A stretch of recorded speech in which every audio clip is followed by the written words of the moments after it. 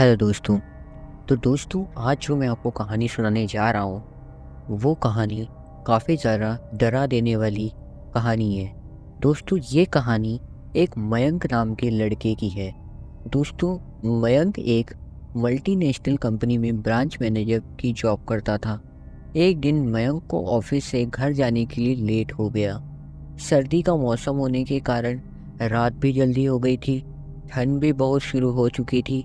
रास्ते में चलते चलते मयंक को अचानक एक आवाज़ सुनाई दी, रुक जाओ। मयंक वहीं पर रुक गया और पीछे मुड़ के देखा, लेकिन पीछे कोई भी नहीं था। फिर से वही आवाज़ सुनाई दी, सामने देखो। जैसे ही मयंक ने सामने देखा तो उसे जमीन पर कुछ चमकती हुई चीज़ दिखाई दी। मयंक दौड़ के उस चीज़ के पास गया और देखा तो ये कोई साधारण चीज़ नहीं बल्कि एक चमकता हुआ हीरा था। उसने वह हीरा हाथ में लिया। उसकी चमक देखकर मयंक की खुशी का पारा ना रहा। लेकिन मयंक को कहाँ पता था यह कोई साधारण हीरा नहीं बल्कि एक मायावी हीरा है। अचानक उस हीरे ने से आवाज़ आई, अगर तुम्हें और हीरे चाहिए तो इस ज़मीन को खोदो। इस ज़मीन के नीचे बहुत सारे हीरे हैं। मयंक खुश हो गया। उसने उस हीरे को अपनी जेब में डाला और ज़मीन खोदना शुरू किया। करीबन 2 फीट खोद काम करने के बाद अचानक मयंक डर के मारे चिल्लाने लगा। इसके इसके कारण उसका संतुलन खो गया और ज़मीन पर पड़ा, क्योंकि उस गड्ढे में से हीरे मोती नहीं बल्कि किसी इंसान का कटा हुआ सर मिला। अचानक वह सर हवा में उड़ने लगा और बोला, डरो मत, मैं तुम्हें कोई हानि नहीं पहुंचाऊंगा। मैं तुम्हें बहुत सारे हीरे जवाहरात दूंगा। बस मेरी बात ध्यान से सुनो, मैं जहाँ जाता हूँ वहाँ मेरे पीछे आओ। फिर वह सिर हवा में उड़ा और जंगल की ओर बढ़ने लगा और मयंक भी उसकी साथ बढ़ने लगा। करीबन 1 किलोमीटर चलने के बाद वह सिर रुक गया। मयंक भी रुक गया।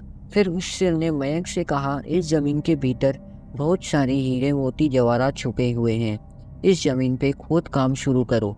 उस सिर ने कहा, अब तुम्हें एक आखिरी काम करना है, उसके बाद तुम मालामाल हो जाओगे। तुम्हें कहीं से भी एक लोटा खून लाना होगा। मयंक ने बोला, एक लोटा खून? पर मैं एक लोटा खून कहाँ से लाऊंगा? उस सिर ने कहा, चलो मेरे साथ। वो डरावना चेहरा मयंक को साथ लेकर थोड़ी दूर पे गया। वहाँ उसे एक इंसान को जाते हुए देखा। वो सिर बोला, उस इंसान को मारकर उसका खून लेकर आओ। मयंक डर गया और बोला, नहीं नहीं, मुझसे ये नहीं होगा, मैं ये नहीं कर सकता। अगर तुमने ये काम नहीं किया तो मैं तुझे बहुत बड़ी मुसीबत में डाल दूंगा, फिर तुम्हारी पूरी जिंदगी नर्क बन जाएगी। मयंक ने हाथ जोड़कर उसे कहा, मुझे माफ़ कर दो। अगर मैंने उसे मारा तो मुझे पुलिस गिरफ्तार कर लेगी और मुझे जेल जाना पड़ेगा। उस सिंह ने अपने तंत्र मंत्र की शक्ति से एक छुरी और लोटा प्रकट किया और गुस्से से बोला, अगर तुम मेरा ये काम नहीं करोगे तो मैं तुम्हारे पूरे परिवार का सर्वनाश कर दूंगा। मयंक ने मजबूरी में आकर उस आदमी को मार डाला और उसका खून लेकर उस सिर के पास आ गया। वो सिर खून को देखकर बहुत खुश हुआ और बोला, ये खून मेरे शरीर पर डाल दो। उस सिर के कहने पर मयंक ने खून को शरीर पर डाल दिया। फिर कुछ ही देर में वो कटा हुआ सिर उस शरीर पे जुड़ गया। ये सब देखकर मयंक की हालत अब खराब होने लगी। वो उस भूत को देखकर काफ़ी डर गया। जैसे ही वो भूत जिंदा हुआ तो जोर जोर से हंसने लगा और डराती आवाज़ में बोला, तुमने बहुत बड़ी गलती कर दी कि तुमने मुझे फिर से जिंदा कर दिया। अब मैं तो अब मैं सिर्फ तुम्हें ही नहीं बल्कि पूरे शहर की मौत के घाट उतार दूंगा। डर के मारे मयंक के मुंह से आवाज़ भी नहीं निकल रही थी।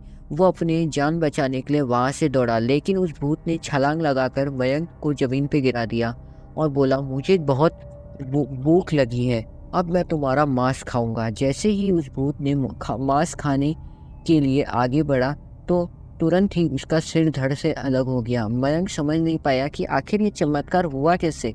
जब मयंक ने पीछे मुड़कर देखा तो एक अघोरी बाबा खड़े थे। उस अघोरी बाबा ने कहा, जब तुम उस आदमी को मारकर उसका खून लेकर आ रहे थे तभी मैंने देख लिया था और समझ गया था कि कुछ तो बुरा होने वाला है। इसलिए मैं तुम्हारे पीछे पीछे यहाँ तक चला आया और मैंने अपनी तंत्र की शक्ति से उस भूत को फिर से मार दिया। अब तुम निश्चित होकर अपने घर जाओ। अब तुम्हें कोई खतरा नहीं है। आज भी मैं उस बात को याद करता है तो उसकी रूह कांपने लगती है। दोस्तों, आपको ये कहानी कैसी लगी हमें प्लीज़ कमेंट बॉक्स में बताएं, और अगर आपको कहानी पसंद आई हो तो हमारे चैनल को प्लीज़ सब्सक्राइब और वीडियो को लाइक कर देना ज़्यादा से ज़्यादा। दोस्तों, इस वीडियो को तक एंड करते हैं, मिलते हैं नेक्स्ट वीडियो में। बाय बाय दोस्तों, मिलते हैं नेक्स्ट वीडियो में।